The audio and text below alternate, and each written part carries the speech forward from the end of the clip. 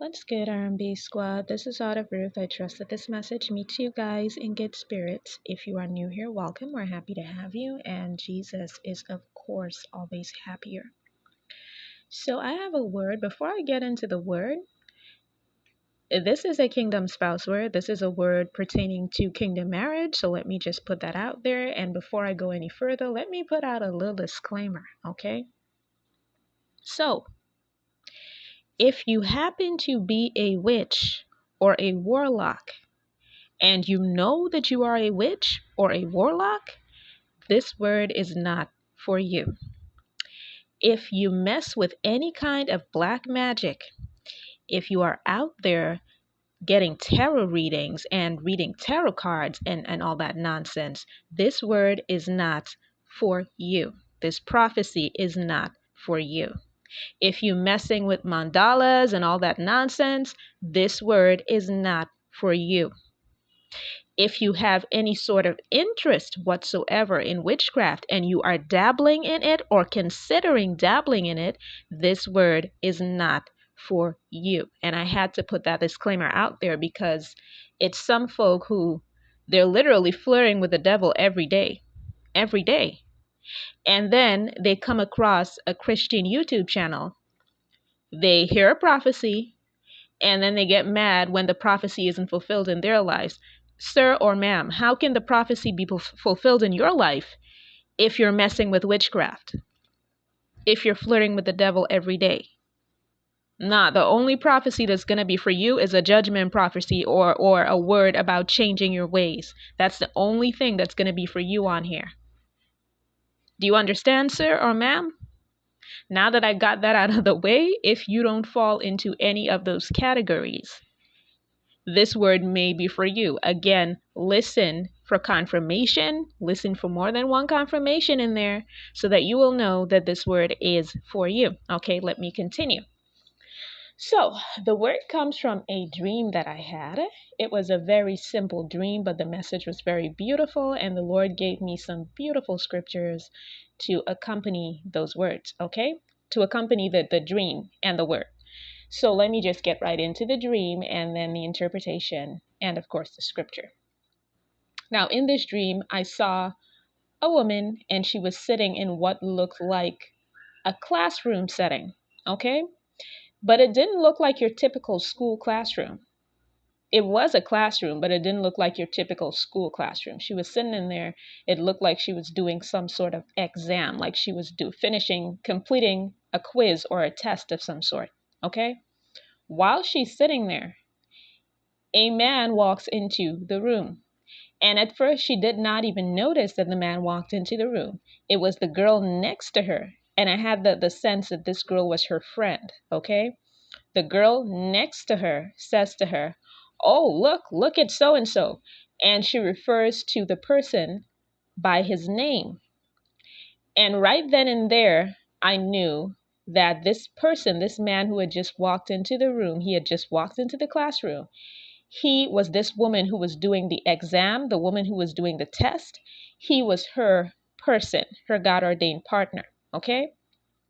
So this gentleman walks into the room, and y'all peep this gentleman.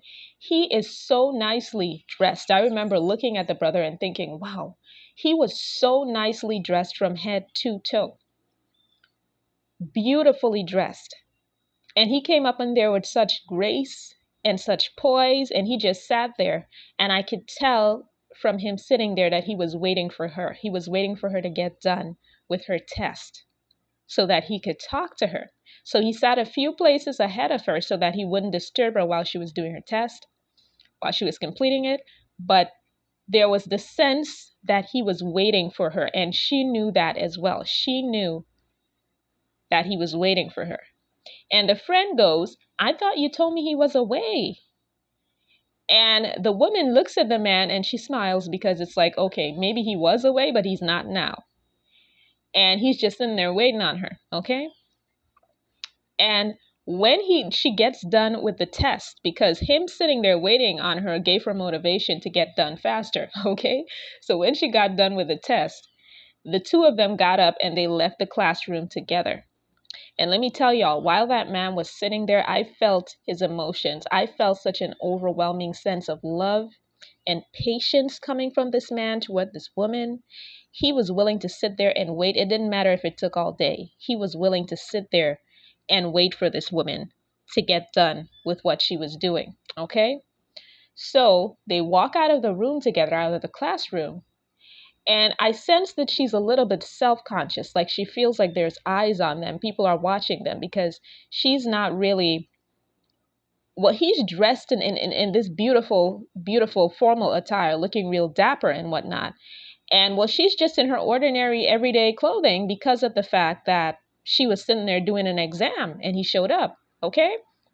So she was a little bit, she felt a little self-conscious, but this man was so reassuring in his manner. He held her close to him and he kissed her forehead. And let me tell y'all, the adoring look on this man's face, the look of adoration that he had in his eyes toward this woman, it blew my mind.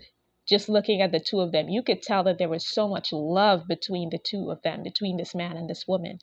And as they walked out of the room, because his love was so reassuring to her, it's like she even forgot that she was dressed in just like, casual clothes. It didn't matter to her anymore. This man was loving on her. She was done with her test. Things couldn't get any better. And they walked up out of there together. Okay? So let me get into some of the scripture that the Lord gave to me, and then I'm going to break down the dream. Or rather, let me break the dream down, and then let me get into the scripture. Okay?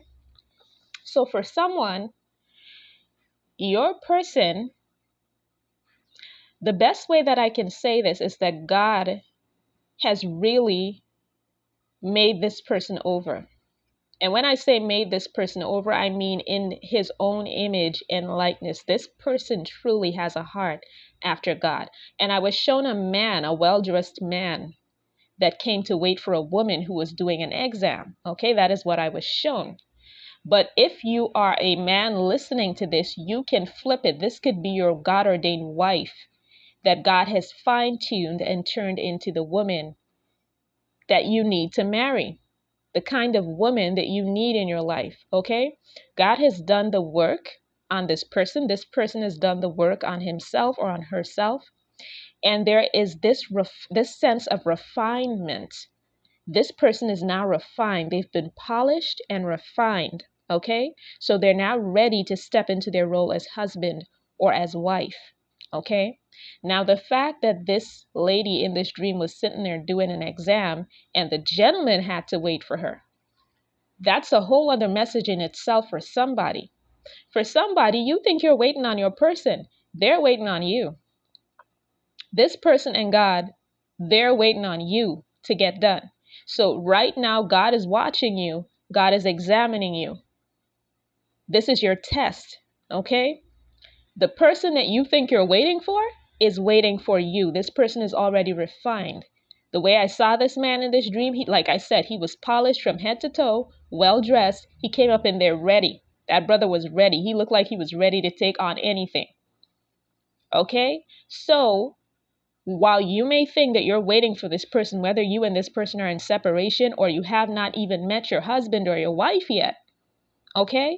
Or you guys are in a relationship and on a break or something, or that you're in a relationship, you're not on a break, you're not separated, this person just hasn't proposed yet, or you're thinking about proposing to her, you don't know if she'll say yes or not. The fact of the matter is, God showed me very clearly in this dream that this person still isn't, there's still some things that need to be tried and tested for you. So it's not you that's waiting on your person is waiting on you. God is waiting on you. Okay, seek God individually for whom this word is relevant to find out what else it is you need to do to pass this test at this time. Okay, this is not being said to worry anybody, to throw anybody into a state of panic.